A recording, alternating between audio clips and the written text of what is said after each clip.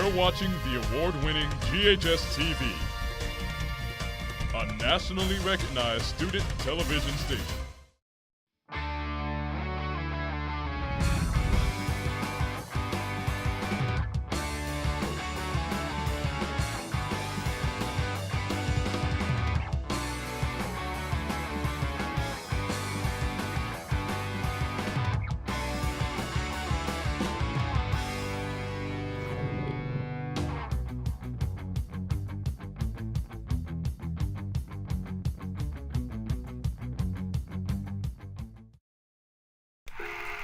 I would think how words go straight up in a thin line, quick and harmless, and how terribly doing goes along the earth, clinging to it, so that after a while the two lines are too far apart for the same person to straddle from one to the other.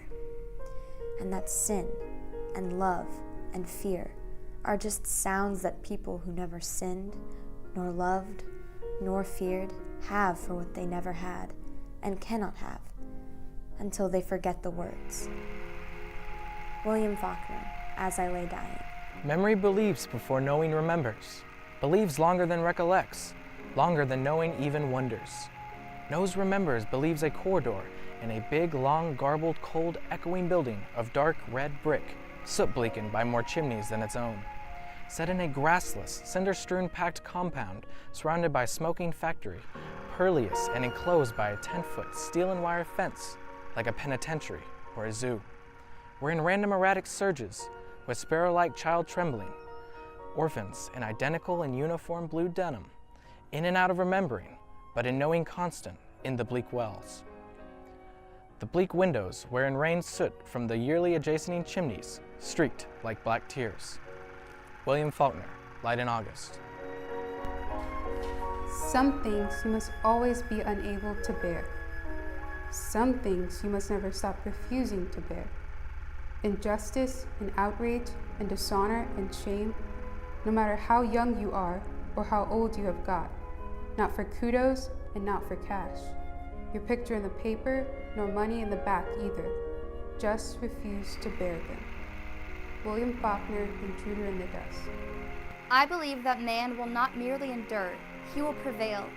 He is immortal, not because he alone among creatures has an inexhaustible voice, but because he has a soul, a spirit capable of compassion and sacrifice and endurance. The writer's duty is to write about these things. It is his privilege to help a man endure by lifting his heart, by reminding him of the courage and honor and hope and pride and compassion and pity and sacrifice which have been the glory of his past.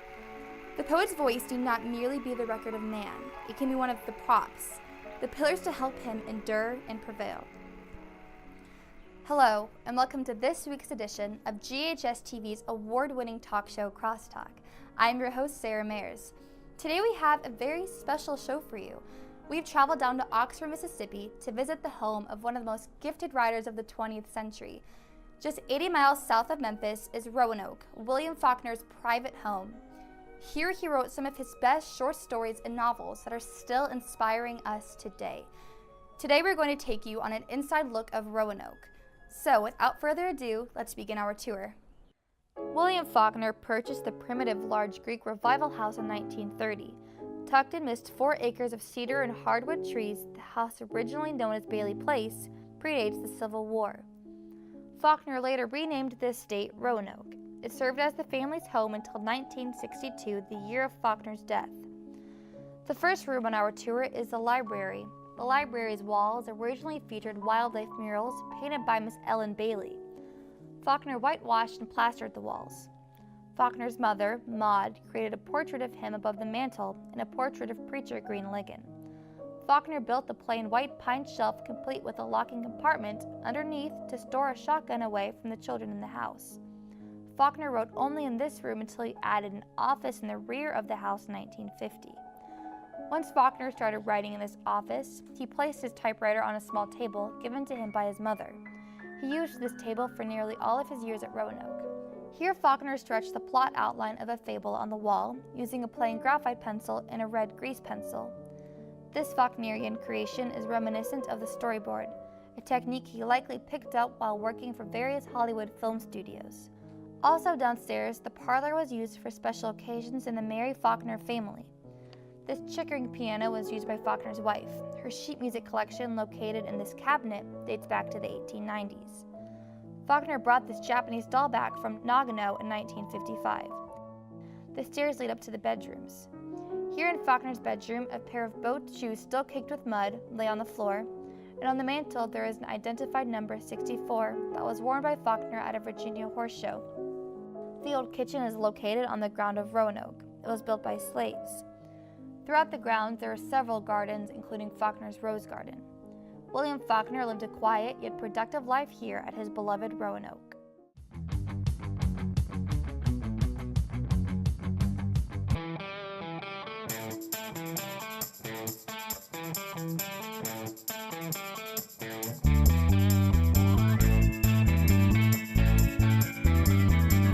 It can go anywhere. It's like a truck with food and it can go anywhere. Where we're from, there's no food trucks, so food trucks are kind of a thing for us. So we found some in Nashville we saw, and we ate there, and now we're over here in Memphis, we're eating them again.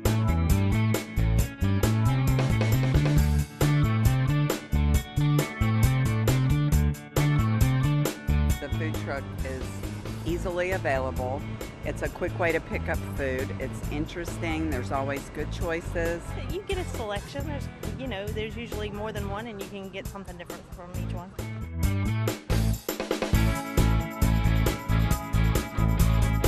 And this is the first one I've been to. I mean, it's great. I like the fact that you can spend time with friends and then go eat outside. Food trucks are wonderful because they allow you to be in a different environment and just eat on the go and enjoy the surroundings. I like them because they come to my work, but I've never had a bad experience with a food truck. Like, it's always really good food. Hello, and welcome to this week's edition of GHS-TV's award-winning talk show, Crosstalk. I'm your host, Sarah Mayers. Each week in this time slot, we take a look at different issues, personalities, and events that affect you and our community. Memphis is known for its great restaurants, but over the past 5 years, a new type of eatery has popped up. We're talking food trucks. Here at the Dixon Art Gallery, every Friday, food truck owners come together and cook for Memphians. Later on in our show, we'll talk with Cara Flavor and A Taste of Tennessee. But right now, let's see what Sushi Jimmy is cooking up for us in his food truck. Mr. Sin, thank you for coming on our show today. No problem, thank you for having me. Well, how did you come up with the sushi food truck? Sushi, because I've been doing it all my life. I started off in high school as a freshman in high school and looking for a job, and I fell in love with doing sushi because I love art, and that's what got me involved with doing sushi, because sushi is such a artistic, food. Mm-hmm. What about the food truck aspect of it? Food truck, I got into the food truck industry because a lot of my friends wanted me to do a food truck, but at first I looked down at it because I always thought food truck was like a dirty place to work in, because I've always worked in a restaurant, in a high-end restaurant, and we're always clean. But food truck nowadays are really totally different. It's just a rolling kitchen, and when I found that out, I fell in love with it too. And I tried to start my own restaurant, but I couldn't afford it, because restaurant nowadays, you're spending at least $500,000 to get a real nice restaurant, and I don't have that kind of money. So we started off on a food truck, and we started off last year, and so far it's been rolling pretty good. Well, walk us through your menu. Our menu, we don't serve any large menu like a sushi restaurant does, but we do serve, we have special rolls. We have this new thing from the West Coast called sushi burrito. We serve that, and our style is more of an Asian fusion. Nobody in Memphis really serves real Asian fusion. So I thought it would be nice to bring Memphis something that, I did all my life, which is like a fusion. I merged Hispanic, American dishes, Japanese dishes, and Chinese and Korean dishes too, all together. And that's what makes our, dishes so unique. What are some of your most popular items on the menu? Popular items, I would say like spicy crawfish nachos, kimchi fries as appetizers. We serve a lot of fried rice too.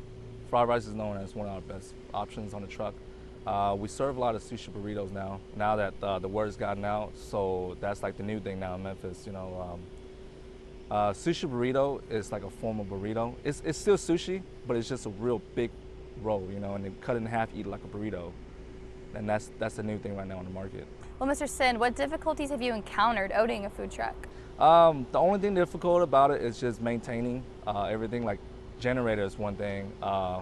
You have a new problem every day, you know, and that's the good and bad thing about a food truck. You know, every day it's a new adventure, you know, and I love it. I mean, I never regret it since the day I had it, you know. I never traded it for anything. Many people think that food trucks are health hazards. What would you tell people that think that? I would tell people that food truck nowadays are very different. People are starting to see that nowadays. We have everything that a normal kitchen has. We have a vino hood, we have a flat iron grill, I have a char grill, I have a deep fryer. We have a 3-compartment sink and a hand sink, just like a restaurant do. Believe it or not, my kitchen is a lot cleaner than a lot of these restaurants around here, you know? I mean, people are scared to try it, but I try to introduce people and let people see what it's like, you know, and people are starting to get it now. And that's why food trucks are getting so big nowadays, because the real chefs are the one who's rolling out there on the wheels, you know, and the ones inside a restaurant or chain restaurants and stuff like that you go to nowadays are just, you know, really unhealthy food that you're eating and all packaged. What's it like cooking in such small proximities? I mean, I'm used to that. In the restaurant, I'm so used to like small minimum time and pushing things out fast, because all the restaurants I work in are really, really crowded. So I'm used to that speed, you know, we just get things out. And where do you get your produce from? I get it from the warehouse, the same warehouse that the restaurants get it from, like JFC. I get my fish from off the dock from Memphis, and then I get my Asian food from KTS and JFC, which is located down in Atlanta, Georgia. How do you use social media to drive your business? We use Facebook, Instagram, and Twitter.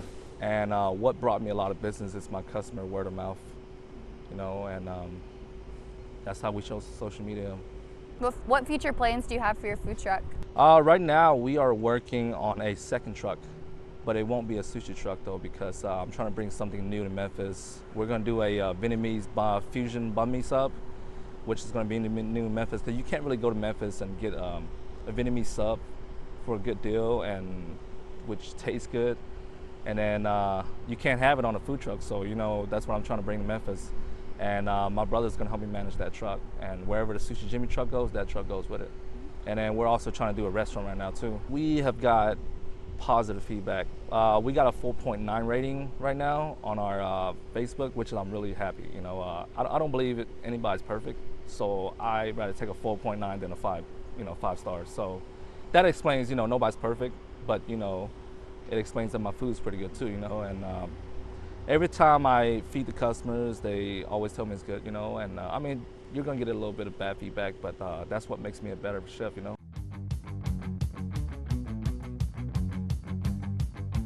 Hello, and welcome to this week's edition of GHS-TV's award-winning talk show, Crosstalk.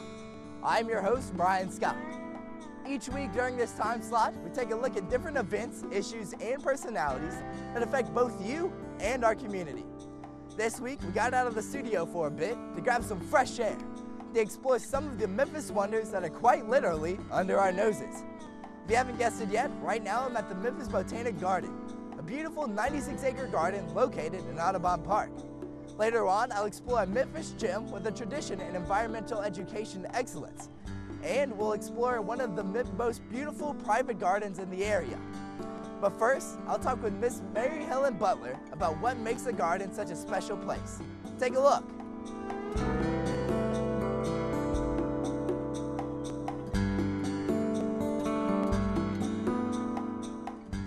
Thank you so much for joining us today, Mrs. Butler. So now that summertime is officially here, what's in bloom now at the Memphis Botanic Garden? Oh gosh, we like to say they're grand openings every day. So every day there's something new blooming. Of course, summertime is nice for the rose garden. But yeah, a lot of the wildflowers and native plants in our butterfly garden look really pretty right now. Just lots of annuals around, so lots of color. Lots of color, that sounds great. The garden dates back more than 50 years, but the groundwork for the area dates back to the 1800s. Can you tell us some more about this history about the garden? Well, yeah, it started out as a farmland, but eventually the city of Memphis decided we needed a park out east. You know, as the population was moving this way, we had Overton Park in town, but they wanted a park here, so they bought this land to become Audubon Park. And in '53, that's when we date our kind of beginning, because a group of people from the Memphis Iris Society went and asked the city permission to plant some iris rhizomes somewhere where people could enjoy them. So they said, we've got this new park out here, and the volunteers went out and walked over the grounds, and they found a spot right over behind us, and they planted them, and they're still there today. In fact, that same group still comes out here and helps maintain and does some weeding and helps with it. So it really just was special in that it started like that by people who just love plants and want to share them with the public. Planted the next year, Memphis Rose Society helped us build the rose garden, and it just kind of came piece by piece, all of these different groups that love plants and built their gardens. So it's kind of different. Like some of the gardens you visit across the country started out as these grand estates that were private residences and beautifully manicured lawns, but no, ours was just a park. And with the rose garden that like you talked about, and with the irises and all the color that you touched on earlier, you know, you guys have a lot of variety within your plants and flowers here.